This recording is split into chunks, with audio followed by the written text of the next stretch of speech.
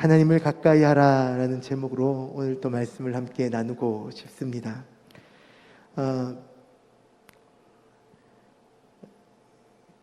최근에 그 SNS의 타임라인을 보면서 두 개의 모습으로 나눠진 그런 모습을 저는 좀 보고 있습니다. 물론 각자가 맺고 있는 그 SNS 네트워크들이 달라서 좀 이야기가 다를 수 있겠지만 제 주변에 있는 사람들은 되게 극명하게 나눠지는 것을 보게 됩니다. 어떤 사회적인 문제를 두고 이것을 해야 된다, 하지 말아야 된다, 이런 것들로 나누어져 있는 것이죠. 이것은 최근에 아마 다 알고 있는 사건들입니다. 한 교회로부터 그리고 한 명의 개인으로부터 시작된 우리가 어떻게 컨트롤할 수 없는 그런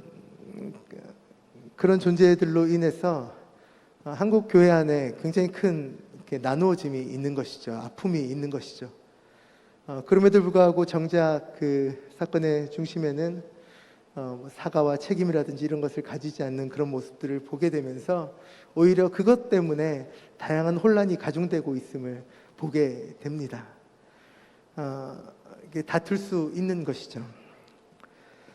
오늘 우리가 읽었던 4장 1절의 말씀의 시작이 이렇습니다. 너희 중에 싸움이 어디로부터, 다툼이 어디로부터 나느냐라고 이야기하는 겁니다. 이 1절의 질문은 야고보가 이것을 읽는 우리들로 하여금, 그리고 이 편지를 읽고 있는 하나님의 사람들로 하여금 그들 안에 어떤 싸움이나 다툼이 있었다라는 거예요. 여기서 싸움은요, 어떤 국가적이고 아주 거대한 싸움을 이야기합니다. 그리고 다툼은 좀 개인적이거나 매우 작은 분쟁들을 원어가 뜻하고 있다라는 거예요. 이 두 단어를 사용해서 이 수신자들, 당시 야고보서를 읽고 있었던 사람들 안에 어떤 개인적인 혹은 집단적인 분쟁이나 그들 안에 있었던 불화를 지적하면서 너희들 안에 그 싸움이 있는 이유가 무엇이냐? 너희들이 왜 그것 때문에 싸우고 있느냐? 너희들의 싸움이 어디서부터 오느냐라고 묻고 있다라는 겁니다. 다툼과 싸움의 근원지를 묻고 있다라는 거죠. 이 싸우고 안 싸우고가 중요한 것이 아니라 그 싸움이 어디로부터 왔느냐를 묻고 있다라는 겁니다. 너희 지체 중에서 싸우는, 너희 지체 중에서, 그러니까 이 지체가 무엇입니까? 우리가 정말 많이 사용하지 않습니까? 우리가 엘림 청년부를 이야기하면서도 우리가 서로 지체라고 얘기하지 않습니까? 고유한 기능을 가진 몸의 각 부분이 서로 연결되어져 있는 것 아닙니까? 그런데 그 지체들이 너희 지체 중에서 싸우는 정력으로부터 나는 것, 이런 다툼과 싸움들이 너희들 안에 있는 정력으로부터 나는 것이 아니냐, 우리에게 되묻고 있는 겁니다. 여기에서 정력은 말 그대로 그 원어를 그대로 해석하면 쾌락이라고 할 수 있는데요, 그냥 저희들 안에 있는 어떤 욕망 정도의 수준이 아니라 그 쾌락, 잘못된 것이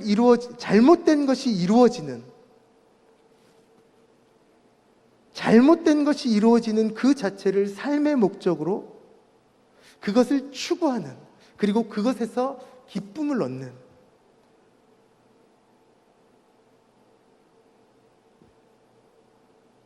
결국 다툼과 싸움을 초래하게 되는 자기 욕망적인, 자기 쾌락적인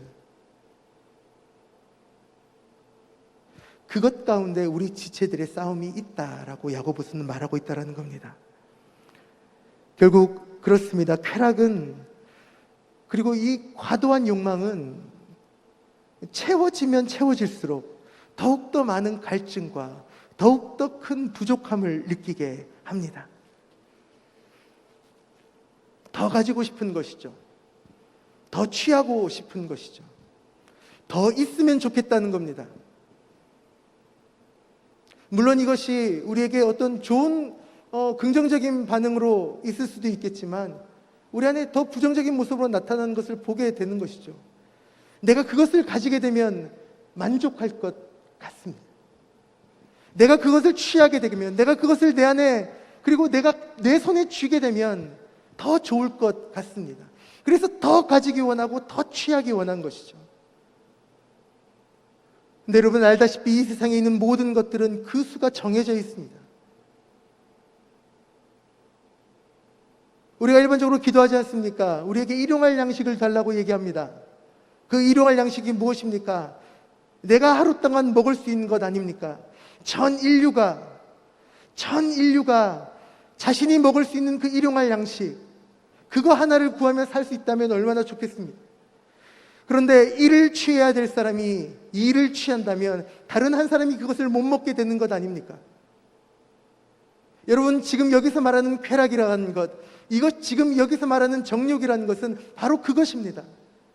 내가 취해야 될 것 이상을 취하는 것, 내가 가져야 될 것 이상을 가지는 것, 내가 가짐을 통해 다른 사람의 결여와 다른 사람의 부족함을 초래하게 되는 것. 여러분, 그것이 바로 우리에게 싸움과 다툼을 시작하게 만드는 쾌락, 우리의 정욕의 근원이 바로 그런 것에 있다는 것입니다. 야고보서는 말합니다. 죄의 욕망은 채워질 수 없고 오직 좌절만 있을 수밖에 없음을 언급합니다. 그리고 반면에 본문에서 모든 사람에게 후히 주시는 하나님께 구할 때 실제적인 만족을 얻을 수 있음을 말하죠. 결국 무엇입니까? 우리 인간에게 구해야 될 것, 우리가 취해야 될 것, 우리가 바라야 될 것이 우리 안에 있는 쾌락과 우리 안에 있는 욕망이 아니라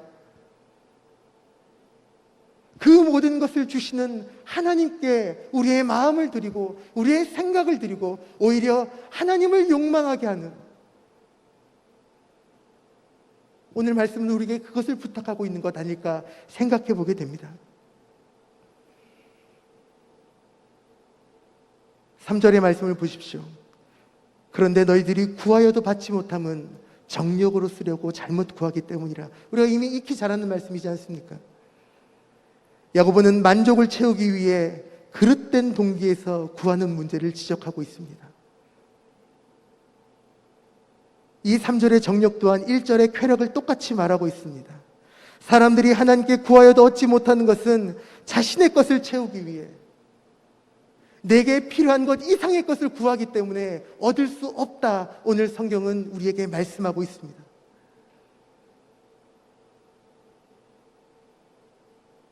하나님께서 이런 자들의 기도를 듣지 않으신다는 겁니다. 오늘 성경 가운데 보면 시편 34편 15절에 보면 의로운 자가 나옵니다. 시편 145편 18절에 보면 진실하고 참되게 구하는 자, 누가복음 18장 14절에 보면 자신을 낮추고 회개하는 자, 요한복음 5장 14절에 하나님의 뜻대로 구하는 자. 하나님께서는 이런 자들의 간구는 들으시지만 진실되고 참되게 구하며 자신을 낮추고 회개하고 그리고 오직 하나님의 뜻대로 구하는 자의 그런 자들의 기도는 들으시지만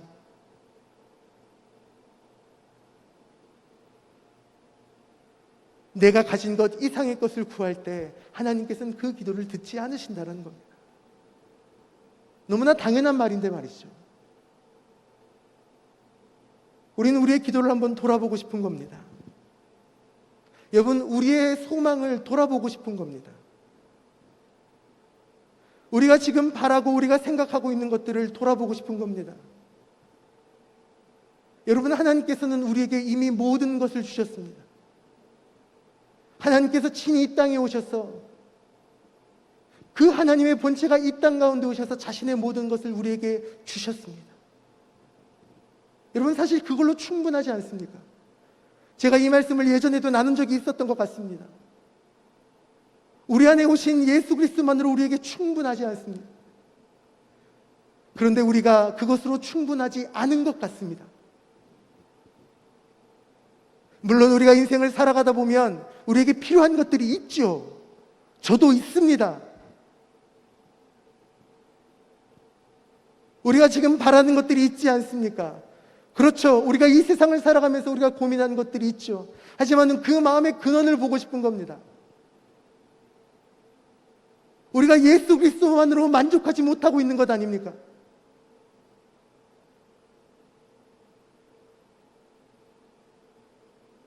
내가 가지기 원하는 것, 내가 바라는 것 때문에 다른 사람이 가지지 못하고 그 사람의 꿈이 이루어지지 못하고 있지는 않습니까?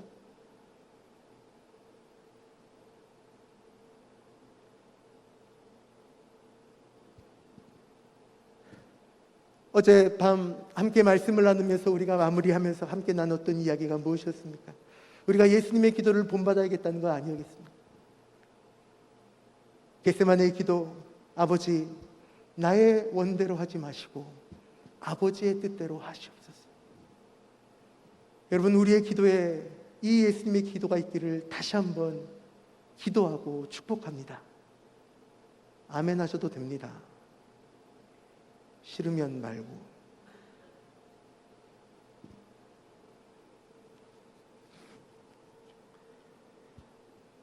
좀 더 말씀을 보고 싶습니다. 4절의 시작이 이렇습니다. 가늠한 여인들아, 세상과 벗된 것이 하나님과 원수됨을 알지 못하느냐? 그런즉 누구든지 세상과 벗이 되고자 하는 자는 스스로 하나님과 원수되는 것이라. 물론 여기서 지금 가늠한 여인들아 라고 이야기하고 있지만 이것은 어떤 특정 대상의 여성들을 이야기하는 것이 아닙니다. 주석이나 다양한 내용들을 보시면 아시겠지만 당시에 하나님 앞에 신실하지 못했던 자들을 가늠한 여인이라 불렀습니다. 가늠한 자라고 불렀습니다. 가늠한 사람이라고 불렀습니다. 우리가 볼 때 그렇게 보는 것이 맞습니다. 하나님 앞에 신실하지 못한 자들에게 이야기하는 것입니다. 본문에서는 세상과 하나님, 벗과 원수를 대조시킵니다. 세상은 하나님을 대적하는 악한 영역을 드러내는 것 같습니다. 물론 우리가 살아가고 있는 세상이 다 악하다 그런 것을 이야기하는 것이 아니라 하나님과 반대되는 그 모든 것들을 세상이란 단어로 표현하고 있다는 것입니다. 결국 사람이 세상과 벗이 된다는 것은 하나님을 대적한다는 것입니다. 세상과 벗이 된다는 것은 하나님과 원수가 되는 것입니다. 하나님께서 주신 것들에 만족하지 못하고 하나님께서 이 땅 가운데 행하신 모든 것들 가운데 감사하지 않고 자신의 욕망과 자신의 쾌락으로 더 많은 것을 추구하며 더 많은 것을 가지기 위해 살아가는 것, 여러분, 그것이 바로 하나님과 대적하는 것이라 오늘 말씀은 우리에게 선명하게 말하고 있습니다.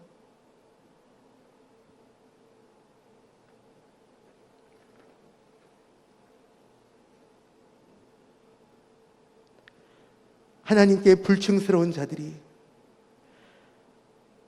자신들의 계획된 목적에 따라, 자신들의 계획과 자신들의 플랜에 따라 고의적으로 세상과 짝하는 것입니다.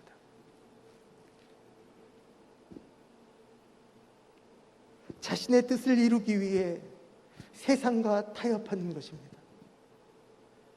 여기서 하는 세상이라는 건 다시 한번 말씀드리지만 우리가 살아가는 그 일상을 이야기하는 것이 아니라 하나님을 대적하는 것들과 손을 잡는다는 것입니다.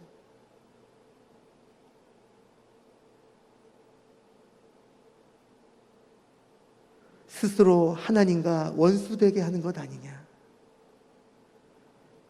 사람들이 스스로 세상과 벗이 되는 것이 결국 하나님과 원수된 결과로 나타나며 하나님과 원수된 책임이 누구에게 있다는 겁니까? 바로 우리 인간에게 있다는 것입니다. 하나님 앞에 신실하지 못한 자들, 하나님 앞에 불충스러운 자들에게 그 책임이 있다는 것입니다. 미안합니다. 하나님을 모르는 사람들을 이야기하는 것이 아닙니다. 하나님을 모르는 사람들은 괜찮습니다. 모르니까요. 근데 문제는 그런 사람들에게 있다는 것이 아닙니다. 어디에 있습니까? 하나님을 아는 사람들에게 문제가 있다는 것이죠.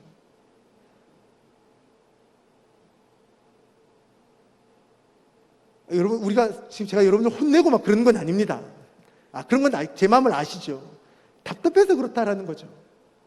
하나님을 아는 자들이, 예수 그리스도의 구원을 얻은 자들이,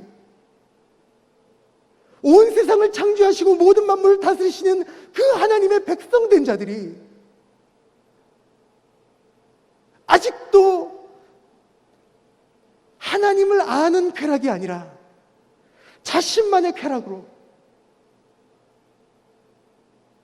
이 세상 정치, 사회, 경제, 문화, 교육 이런 다양한 영역 가운데 들어가서 하나님의 가치를 세워가는 것 아니라 자신의 가치를 세워가고 자신의 뜻을 이루려 하루하루 살아가는 그런 모습을 보면서 통탄, 설교 중이라서 욕을 못하겠습니다. 어제처럼 강의하고 그런 거면 괜찮았을 텐데 말이죠. 죄송합니다.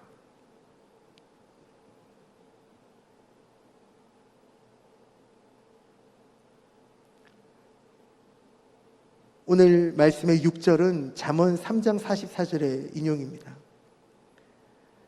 본문에서는 이제 교만이란 단어, 하나님이 교만한 자를 물리치시고 겸손한 자에게 은혜를 주신다 하십니다. 여러분, 여기서 교만이 무엇입니까? 사전적인 단어는 이렇죠. 남을 비웃거나 업신이 여기며 자기의 우월성을 드러내는 것을 의미합니다. 하지만 또 반대로 겸손은 자신의 부족을 인식하고 영적인 통회함을 통해 오직 하나님을 바라봄으로 창조주 하나님을 전적으로 의존하는 것이 겸손이라 표현한다는 것입니다.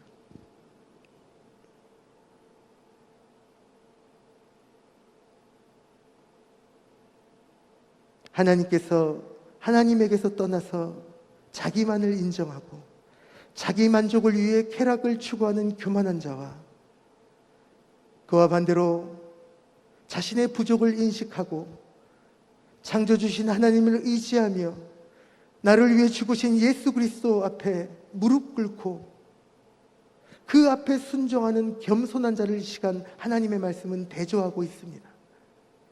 그리고 우리에게 부탁합니다.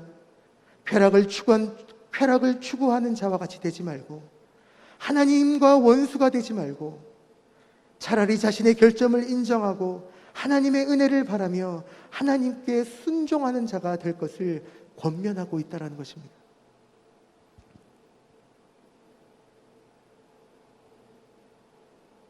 칠절은 말합니다.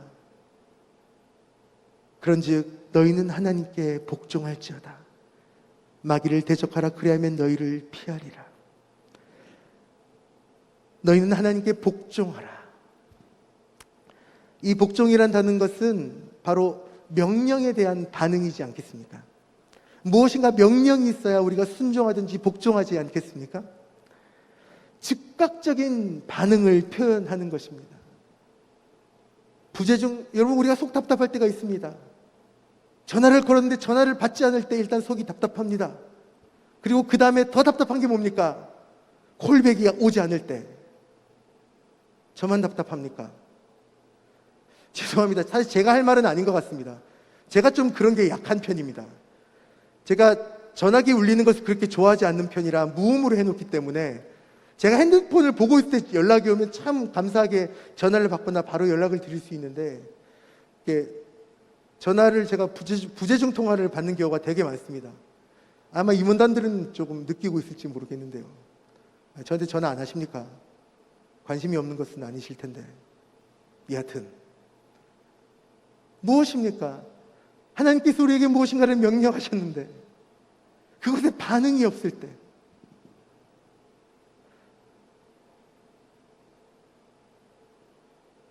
복종은 즉각적인 반응을 요구하는 표현입니다.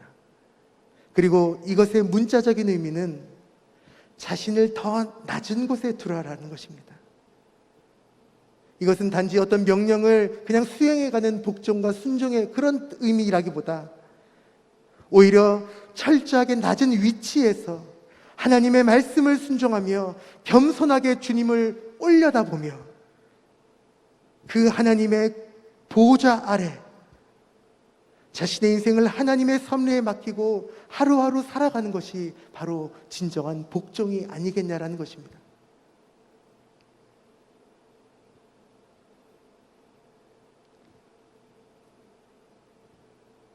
오늘 말씀 가운데 하나님께 순복해야 하지만 마귀는 대적해야 합니다. 만약 하나님께 순복하려면 결국 마귀를 대적해야 하는 것입니다. 여러분, 마귀가 무엇입니까? 쾌락의 결정이며 정욕의 결정이며 우리로 하여금 하나님 앞으로 나아가지 못하게 하는 모든 악한 것의 결정 아닙니까? 그것을 대적할 때 우리가 하나님께 순복할 수 있다. 오늘 말씀은 우리에게 전해주고 있습니다. 말씀을 정리하려고 합니다. 야고보는 오늘 말씀 가운데 두 가지의 호칭으로 그 야고보서를 읽는 사람들에게 이야기합니다. 첫 번째는 죄인들아입니다. 우리를 부르시는 것이죠. 죄악된 성향의 삶을 단호히 지적하는 표현이었습니다. 두 번째, 두 마음을 품은 자들아. 하나님을 사랑하는 마음과 또한 그 마음 가운데 또 다른 쾌락을 즐기려는 마음을 소유한 자들을 가리킵니다. 그렇습니다. 여러분, 하나님의 백성들은 하나님과 세상 두 주인을 동시에 섬길 수 없습니다.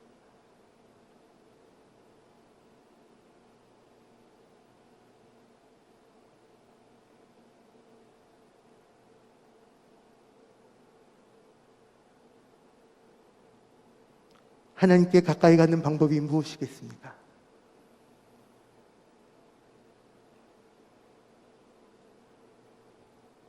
하나님께 순복하는 것입니다. 마태복음 23장 12절과 누가복음 14장 11절, 하나님 앞에서 겸손한 것, 그것이 바로 참된 기쁨을 누리는 길이며 하나님께 가까이 가는 길이라 말씀하고 있다는 것입니다. 그럴 수 있기를 바랍니다.